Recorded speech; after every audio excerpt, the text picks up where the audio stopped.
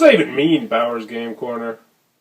Ahoy there, YouTube! I'm back again today for another game review. Today I'm very excited to check out Blurble from Bernard Games. It's for 2 to 12 players, ages 6 and up. It'll take you about 30 minutes to play. But before I talk about Blurble, I want to give a shout out to one of my awesome Kickstarter backers, Jeffrey Greenman. He's the creator of the Mati card game. It is a card game that I did a preview for last year, I believe it was, and it's a number game with multiplication and square cards. It's a unique, it's got a unique play style, and it's got strategy wrapped into a filler game. If it sounds like it might be your cup of tea, be sure to click on the link below. I'll post a link to where you can go get that game. But moving on to Blurble. It was on Kickstarter, and now it's in front of me. It's a party game, obviously 2 to 12 players, but ages 6 and up, so it must be a pretty simple party game, right?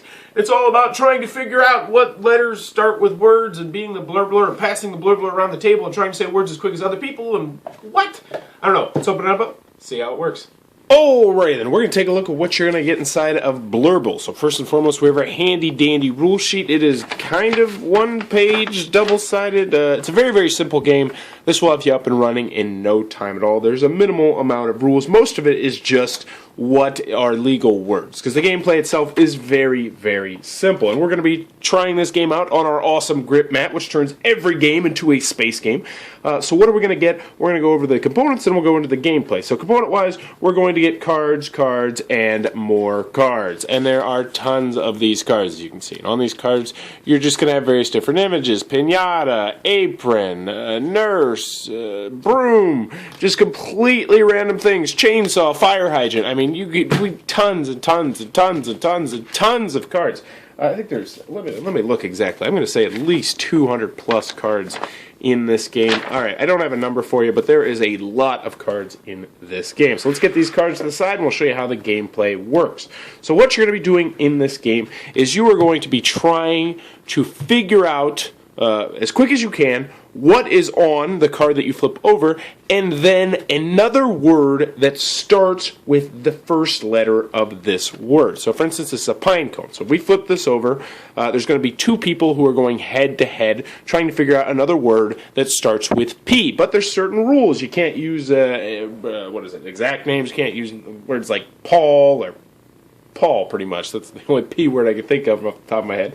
You have to use a word that starts with the letter P that has at least 3 letters. It's not in there, so you can't say pine tree because it's a pine cone, so you can't use the pine in there. It has to have at least 3 letters, but the biggest one is you can't have said it. No one else could have said it at the table. So if someone else already said poop, then you can't say poop when this pine cone comes out.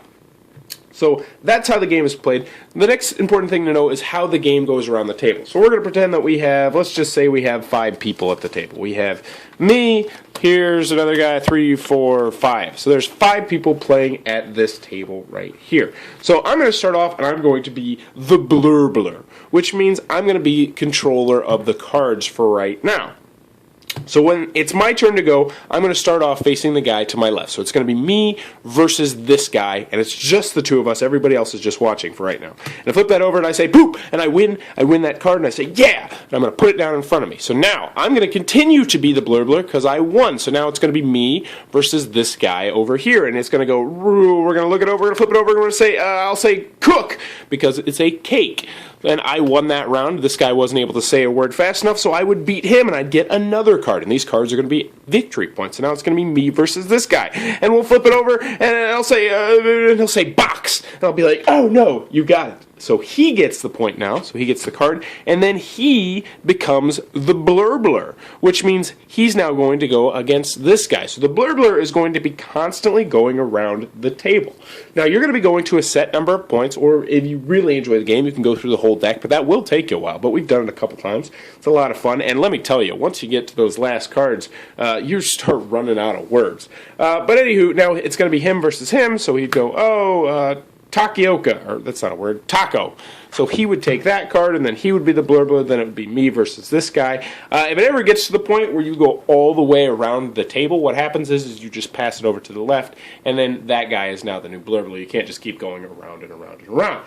But anywho, if you're playing to a certain amount of point, whoever gets to that amount of points first will be the winner of the game. One last thing I want to mention is that if there's ever a dispute on words, how that works is both the people involved in the Blurble, so let's say these two had a dispute on a word, everyone else votes on whether or not they think it's a legal word, and if they say yes, then it is. If they say no, it's not. But that, in a nutshell, is how Blurble is played. Alrighty then, Blurble from Bernard Games, one of my final thoughts. Let's go over the pros, let's go over the cons. First, on the con side, the game's not good for everybody. The obvious reason is because it is a party game, which is not going to be everybody's cup of tea. And this is definitely built from the ground up to be a party game. It does accommodate 12. It could probably accommodate more if you got a bigger table. But yeah, I think 12 is a good spot to play it with. We played it with, I think, up to 9 players, and it went very, very swimmingly. Another con that some people are going to have is you're just going to do the same thing over and over and over and over and over and over and over and over and over again. Nothing ever changes. There's no different variants that you can play with in this game that I saw. It's just the same kind of game over and over and over again, which might not be everyone's cup of tea.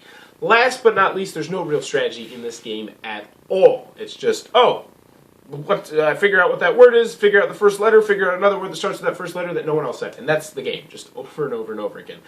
So that's not going to be for everybody. The last kind of con I had with it is I liked our variant, our house rule, that we did better than the one that they have in the rule booklet, where in the rule booklet it says whoever wins the Blurble off gets to be the new Blurbler. However, when playing with younger kids, we found that it was really good that if you just passed, so if the Blurbler loses, you just pass the stack of cards to the left. So that way everybody's getting a chance to be the Blurbler and have the Blurble power.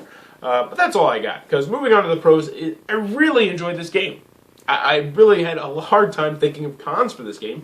It is a fantastic, nearly perfect party game. I mean, it's good. It plays grandma. It plays young children. As long as they know their letters and they can spell and that sort of thing, this plays every single group. It plays drunk people. It plays sober people. It plays office Christmas parties. It plays family get-togethers. It plays youth retreats. It does it all. It's just, this one is going to be on my shelf for as long as I have a gaming shelf because it's fun, it's simple, it doesn't scare off anybody with complex rules or anything like that. The artwork is nice to look at. The box is nice and sturdily made component-wise. I mean, the cards are pretty nice. It's just a nice package from top to bottom. It's a game that you probably should own if you like party games. I mean, that's as simple as it gets. Blurble from Bernard Games. If you like party games, go get this game.